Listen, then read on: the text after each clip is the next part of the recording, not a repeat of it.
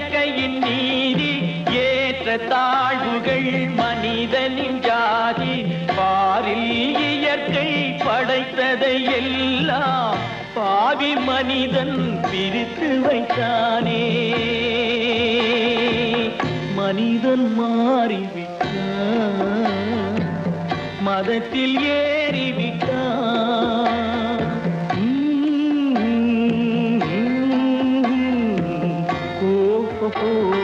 வந்த நாள் முதல் இந்த நாள் வரை வானம் மாறவில்லை வான்மதியும் மீனும் கடல் காற்றும் மலரும் மண்ணும் கொடியும் சோலையும் நதியும்